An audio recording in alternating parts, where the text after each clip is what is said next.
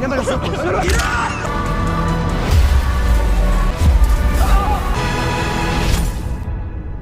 13 अक्टूबर 1972 को अरग्वे की एक मशहूर रग्बी टीम चिली में एक खास मैच खेलने के लिए रवाना होती है।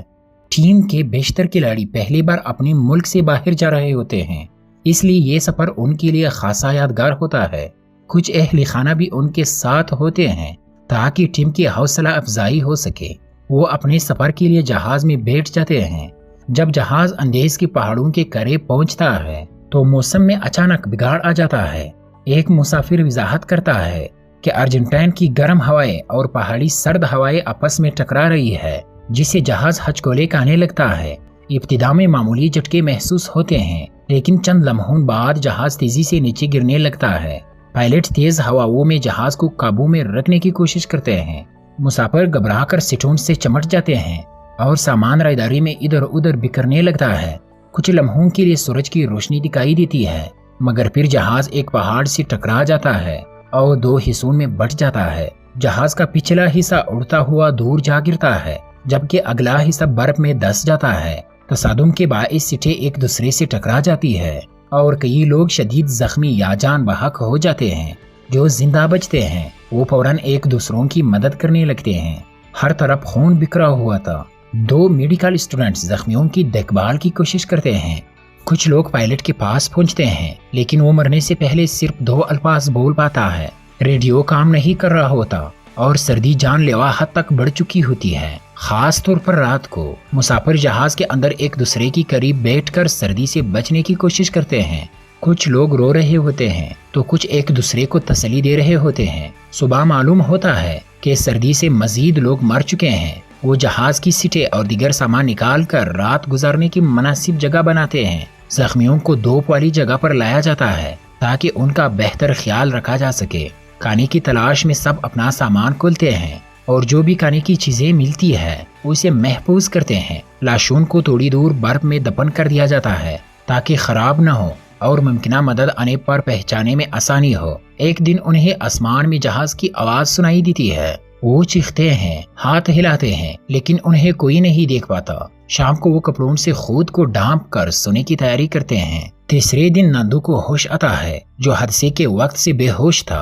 वो अपनी बहन के पास जाता है जो ठीक नहीं होती। जब वो माँ के बारे में पूछता है तो उसे बताया जाता है कि वो जिंदा नहीं बची। ये सुनकर नांदू को अपने वालिद का बहुत फिक्र हो जाती है, जो अरग्वे में अकेला है। इसके बाद वो जहाज का टूटा हुआ दांत इस्तेमाल करके बर्फ को पिघलने और पीने के पानी का बंदोबस्त करते हैं। वो जमीन पर एक बड़ा एक्स बनाते हैं ताकि कोई उन्हें ऊपर से देख सके।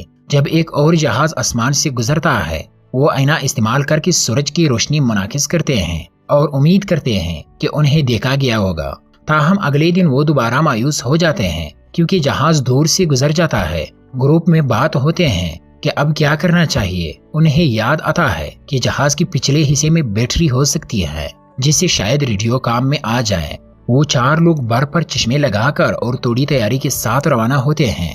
जब वो दूर पहुंचते हैं तो हैरान रह जाते हैं कि क्रैश वाली जगह बर्फ से पूरी तरह छुपी हुई है। उससे अंदाजा होता है कि रेस्क्यू टीम का उन्हें ढूंढ पाना मुश्किल होगा। इसी वक्त बर्फानी तोदा गिरने लगता है तो वो वापस लौट आते हैं। 1 हफ्ते बाद खाना खत्म हो जाता है। आसपास ना कोई जानवर होता है और ना कोई पौधा।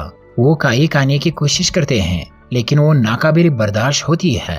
नांदो तजवीज देता है कि वो जिंदा रहने के लिए लाशों का सहारा लेंगे, जिस पर ग्रुप में बहस चढ़ जाती है। भूखे लोग जोतून की पीते और सिगरेट तक चिबाना शुरू कर देते हैं। 8वें दिन नांदो की बहन भी मर जाती है। कोको अपने वालिदैन के नाम एक खत लिखता है, जिसमें वो हादसे की तफसीलात और बर्फ की खूबसूरती का जिक्र करता है। फिर कुछ लोग हिम्मत करके लाशों से गोश्त निकालते हैं। शुरू में सिर्फ 5 लोग ऐसा करने से इनकार करते हैं। आस्ता आस्ता मजीद लोग भी उस अमल का हिस्सा बनने लगते हैं।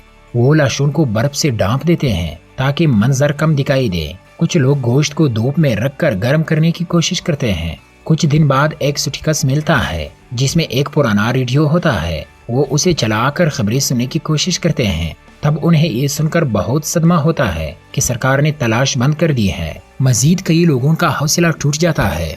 कुछ लड़के दोबारा जहाज के पिछले हिस्से की तलाश में निकलते हैं और बेलाखिर उसे ढूंढ निकालते हैं। वो वहाँ से थोड़ी चॉकलेट, सिगरेट और रम की बोतलें वापस लाते हैं। وہ ریڈیو سے دوبارہ رابطہ کرنے کی کوشش کرتے ہیں مگر ناکامی ہوتی ہے۔ سردیپ بدستور جان لیوا ہے اور نما کی چوٹ انفیکشن میں بدل جاتی ہے۔ وہ کھانا چھوڑ دیتا ہے تاکہ دوسروں کے لیے کچھ بچ سکے۔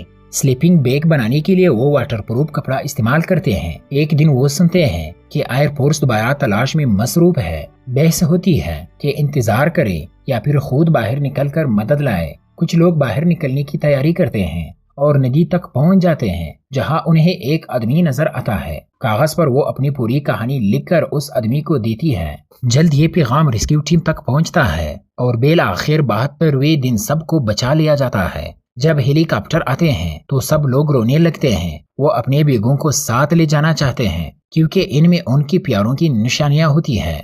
ریسکیو کے بعد ان کو اسپتال لے جایا جاتا ہے۔ وہاں سب کا تفصیلی معائنہ کیا جاتا ہے کیونکہ وہ جسمانی اور ذہنی طور پر بہت کمزور ہو چکے ہوتے ہیں۔ وہ اب بھی صدمے میں ہوتے ہیں، اس لیے وہ ایک ساتھ سوتے ہیں جیسے کرش کے بعد کرتے آئے تھے۔